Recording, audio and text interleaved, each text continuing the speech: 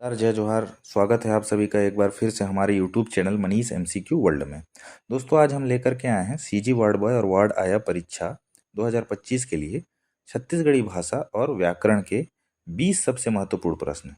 और ये इस सीरीज का पार्ट 2 है और पार्ट 1 आप चैनल की प्लेलिस्ट में जा कर के देख सकते हैं। इस वीडियो में हमने ऐसे क्वेश्चन को सिलेक्ट किया है जो कि व्यापम और पीएससी में आए हुए क्वेश्चन हैं। तो वीडियो को ध्यान से देखिए और लास्ट तक बने रहिए। चलते हैं अपने पहले क्वेश्चन की तरफ। क्वेश्चन नंबर 1 है, तारे के लिए छत्तीसगढ़ी में जनौला, यानी कि जनौला मतलब होता है पहेली। तो तारे के लिए छत्तीसगढ़ी में जनौला क्या है? और आपके ऑप्शंस हैं ए 5 भाई के एके अंगना, ऑप्शन बी है रात मा गरु दिन मा हरू, ऑप्शन सी है ज्यादा मीठा मा कीरा परै, और ऑप्शन डी है पर्रा भर लाई गगन भर छाई। इसका सही आंसर क्या हो जाएगा? दोस्तों अगर आपको आंसर मालूम है तो आप अपना आंसर कमेंट बॉक्स में भी दे सकते हैं। चलिए देखते हैं ऑप्शन ए 5 भाई के एके अंगना। तो 5 भाई के एके अंगना मतलब हो जाता है हथेली। तो यहाँ पे ऑप्शन ए नहीं हो सकता। ऑप्शन बी दिया हुआ है रात में गरु दिन में हरू, मतलब रात में भारी हो जाता है और दिन में हल्का हो जाता है। तो इसका आंसर हो जाएगा खटिया। रात में उस पे खटिया पे सोते हैं और दिन में उसे खड़ा करके रख देते हैं, तो दिन में वो हल्का हो जाता है। तो ऑप्शन बी भी है यहाँ पे सुइटेबल नहीं बैठ रहा है। ऑप्शन सी है ज़्यादा मीठा में कीड़ा पड़े, मतलब कोई चीज़ जब ज़्यादा हो जाती है तो उस पर कीड़ा पड़ जाता है। जैसे कि एक हिंदी कहावत है अति सदा दुखदाई होती है ना। तो ये बिल्कुल वैसा ही है, ज़्यादा मीठा में कीड़ा पड़ जाते हैं। तो ऑप्शन सी भी यहाँ पे रिलेट नहीं हो रहा है। अब ऑप्शन डी दिया हुआ है कि पर्रा भर लाई गगन भर छाई। तो पर्रा भर लाई, पर्रा मतलब हो गया यहाँ पे आसमान, और लाई हो गया यहाँ पे तारे, और गगन भर छाई मतलब कि आकाश में फैला रहता है। छत्तीसगढ़ी में बताऊं तो आकाश भर बगराए रहते हैं ना। तो पर्रा भर लाई गगन भर छाई, तो इसके लिए जो ऑप्शन डी है वो बिल्कुल सटीक बैठ रहा। तो तारे के लिए छत्तीसगढ़ी में जनौला हो जाएगा पर्रा भर लाई गगन भर छाई।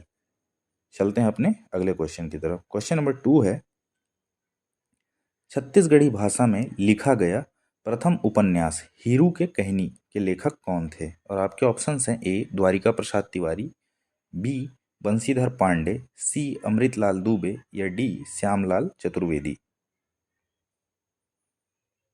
इसका सही आंसर है बंशीधर पांडे।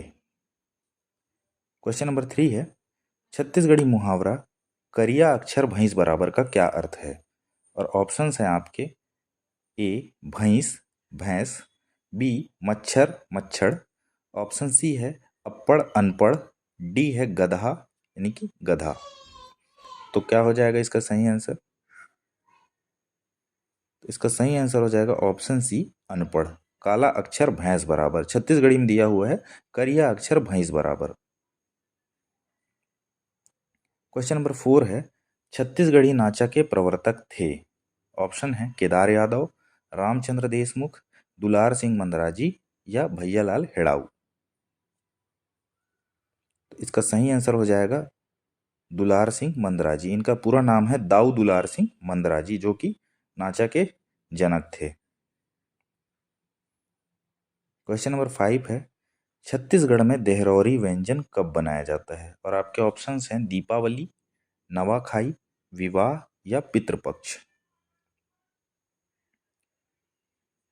दोस्तों कुछ समय पहले पीएससी ने इसका आंसर दीपावली लिया था। सीजीपीएससी में एक एग्ज़ाम हुआ था, अभी याद नहीं है वो एग्ज़ाम कौन सा था, लेकिन दीपावली इसका आंसर लिया हुआ था। लेकिन इसका सटीक आंसर जो है ऑप्शन डी होगा पितृपक्ष। तो छत्तीसगढ़ में देहरौरी व्यंजन कब बनाया जाता है पूछा जाता है, तो आप लोग पितृपक्ष आंसर को ही टिक करेंगे। क्वेश्चन नंबर 6 है, निम्नांकित में छत्तीसगढ़ी प्रणय गीत कौन सा है? और आपके ऑप्शंस हैं सोहर, ददरिया, दरिया लिखा हुआ है एक्चुअल में, ददरिया, फाग, भोजली। तो छत्तीसगढ़ी प्रणय गीत कौन सा हो जाएगा? ऑप्शन बी ददरिया।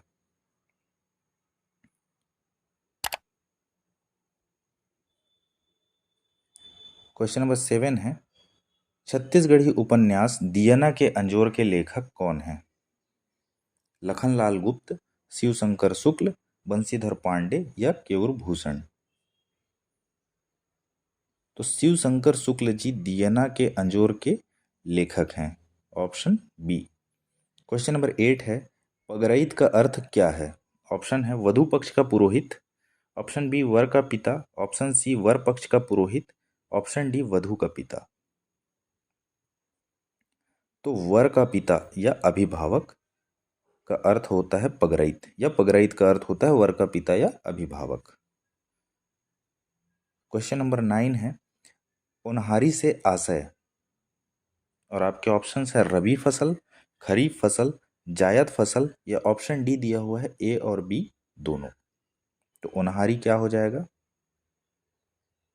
इसका सही आंसर हो जाएगा ऑप्शन ए रबी फसल। रबी फसल क्या होता है? गर्मी के समय बोया जाने वाला फसल, जैसे कि चना, मटर, लाखड़ी हो गया है ना। और खरीफ क्या होता है? मानसून में बोया जाने वाला, जून से सितंबर के बीच या जून से सितंबर सीजन में बोया जाने वाला फसल खरीफ फसल कहलाता है। एग्जाम्पल के लिए ले लीजिए कि धान और मक्का हो गया है। ठीक है। क्वेश्चन नंबर 10 है, छेवारी छुट्टी छत्तीसगढ़ी शब्द संबंधित है। मातृत्व अवकाश, अंतिम अवकाश, सेवानिवृत्ति या त्योहारी अवक। तो छेवारी छुट्टी का मतलब क्या होता है? ये एक छत्तीसगढ़ी शब्द है। इसका सही आंसर हो जाएगा मातृत्व अवकाश, यानी कि इसको आसान शब्दों में बताऊं तो प्रेगनेंसी के टाइम में जो महिलाओं को मिलने वाली छुट्टी होती है उसे ही मातृत्व अवकाश कहा जाता है, और छत्तीसगढ़ी में इसे छेवारी छुट्टी बोला जाता है। क्वेश्चन नंबर 11 है, छत्तीसगढ़ी भाषा की लोक गाथा फूलबासन में किसकी कथा है? और आपके ऑप्शंस हैं सीता और हनुमान की, सीता और रावण की, सीता और राम की, या सीता और लक्ष्मण की। तो छत्तीसगढ़ी भाषा की लोक गाथा फूलबासन में सीता और लक्ष्मण की कथा है।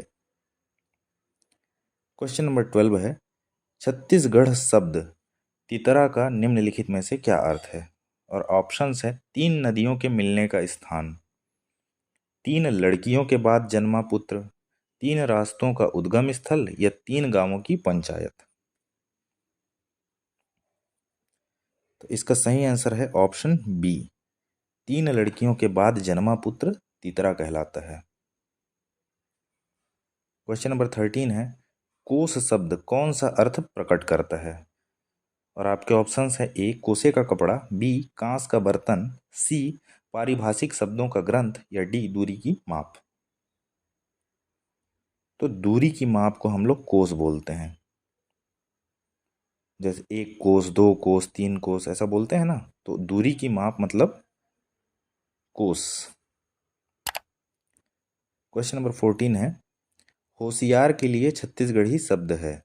और आपके ऑप्शंस ए होशियार, बी होशियार, सी होशियार, या डी होशियार।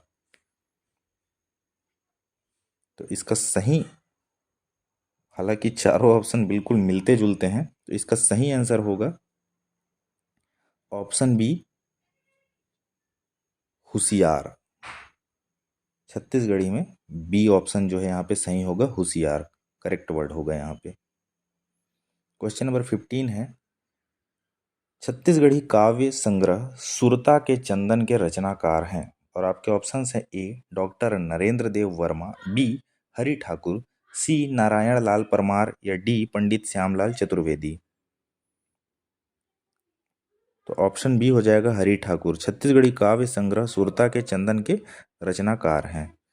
क्वेश्चन नंबर 16 है, छत्तीसगढ़ी कठियाना शब्द में कौन सा तद्धित प्रत्यय है? और आपके ऑप्शंस है ए याना, बी ना, सी आना, या डी ई आना। इसका सही आंसर हो जाएगा ऑप्शन डी ई आना। तद्धित प्रत्यय होता क्या है? जो किसी शब्द के अंत यानी कि पीछे में लगने वाला अक्षर को कहते हैं। तो ई आना जो है यहाँ पे सही हो जाएगा। क्वेश्चन नंबर 17 पर चलते हैं। चाउर छींचना मुहावरे का अर्थ है। ऑप्शन ए है चावल छिड़कना, बी चावल को बिखेरना, सी जादू करना, या डी चिड़िया को दाना डालना। तो इसका सही आंसर हो जाएगा जादू करना। क्वेश्चन नंबर 18 है, छत्तीसगढ़ी मुहावरा कथरी ओढ़े घी खाए का क्या अर्थ है? ऑप्शन ए है कथरी ओढ़ना, बी घी खाना, सी संपन्नता छिपाना या डी कंजूस। तो सी इसका सही आंसर हो जाएगा, संपन्नता छिपाना, यानी कि कथरी ओढ़ के घी खाना। क्वेश्चन नंबर 19 है, अंगरा बरसना मुहावरे का अर्थ है। ऑप्शन ए दिया हुआ है अब्बड़ गुस्सा करना, अब्बड़ वर्षा होना, आगी के वर्षा होना या अब्बड़ घाम करना। तो अब अंगरा बरसना मतलब होता है अब्बड़ घाम करना। ऑप्शन डी यहाँ पे सही हो जाएगा। और आज का अंतिम सवाल है, हाथी का स्त्रीलिंग होगा। और आपके ऑप्शंस है ए हाथी, बी हाथिनी, सी हथनिन या डी हाथिनी। तो इसका सही आंसर हो जाएगा ऑप्शन सी हथनिन। तो दोस्तों आज का वीडियो आपको कैसा लगा कमेंट बॉक्स में ज़रूर बताएं। वीडियो पसंद आया हो तो लाइक करें, चैनल पर अगर पहली बार आए हैं तो चैनल को सब्सक्राइब जरूर करें। और आपने कितने क्वेश्चंस के सही आंसर दिए हमें कमेंट बॉक्स में अपना स्कोर कमेंट करके ज़रूर बताएं। मिलते हैं नेक्स्ट पार्ट में। धन्यवाद।